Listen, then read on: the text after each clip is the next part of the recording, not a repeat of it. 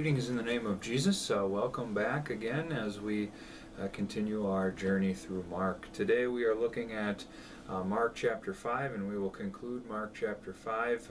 We are looking at verses 21 through 43. Yesterday we saw Jesus go over into some land that was occupied by primarily Gentiles and had a run-in with a man who was possessed by a demon, and we saw how that played out. Today, we take a look at Jesus as he crosses back over that sea and re-enters into territory that is primarily occupied by Jews. First, we know that by simply the fact that he went back across the sea, as well as the person who approaches him is a ruler of the synagogue, or the local synagogue there. And so we realize that Jesus is now back in territory of his own people, and they would be looking at things differently than the people that we saw yesterday, and Jesus dealt with differently than he will deal with them today. We see a healing of two different women. One, an older woman who has a bleeding problem, as well as a young woman, the daughter of Jairus, that synagogue ruler. And so first we're going to take up the look at the woman who has the bleeding issue, and Jesus is walking through the crowd after Jairus has already talked to him, and Jesus has decided to go with him, and somebody touches him, and he actually says, "Who touched me?" And his disciples, of course, think that is a strange question because they're in a crowd. You're going to get bumped, you're going to get touched, so why would you be asking that? But Jesus perceived the fact that someone had been healed based off of them touching him. It's unclear whether this is simply Jesus remaining to appear that he does not know who touched him, and he wants that individual to come before him and confess that they have touched him in order to be healed, or if he doesn't know, I would say that he probably has knowledge of who in fact touched him, but is wanting that person to come and actually speak and come before him so that he can have some dialogue with him.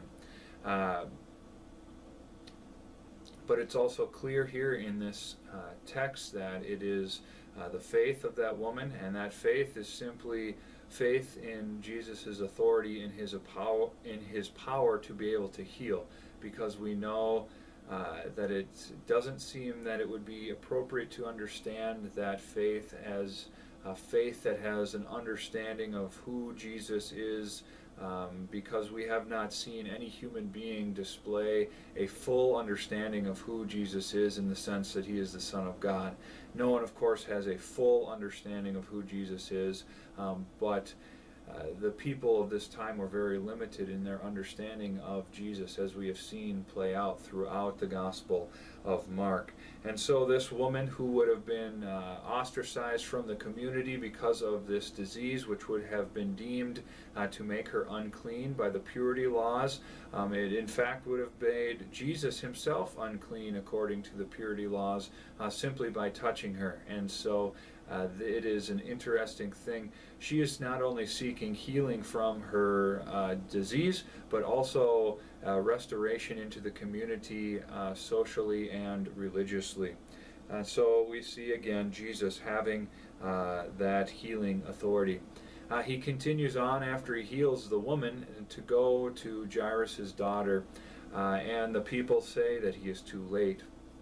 Jesus, of course, responds with the fact that she's not dead, that she is simply sleeping. It is fairly clear, at least from other Gospels, that it's clear that she is in fact dead. So what Jesus is saying, in my opinion, is a way of continuing to try to mask or hide what he is doing from the general public at this time. For when someone raises a human being from the dead, they're going to have a large following. and people are going to do things according to their own understanding of who Jesus is, and that would end up preventing Jesus from carrying out his ultimate goal and mission that he has come to do. But he goes in and he only brings 3 disciples along with the parents. It's unclear whether if that's just simply because the room wasn't big enough for all the disciples, or if, like in other sections of the gospel where Jesus is revealed, his true identity, his true power is revealed, that he only brings a certain group of disciples, those 3 disciples that would be considered maybe to be the inner ring of the 12. It's unclear here, but nonetheless there are only 3 disciples with him. And after he heals the daughter of Jairus, what does he say again?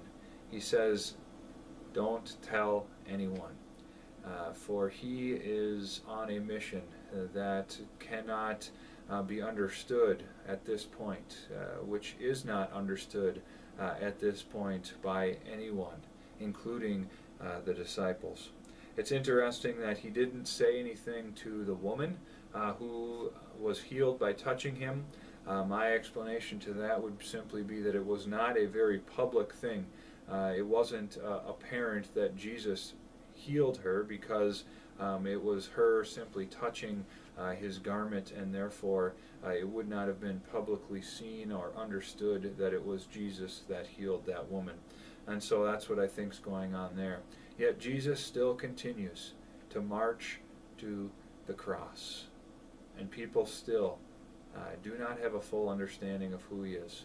And we will see that continue to play out as we journey forward. God's blessings to you.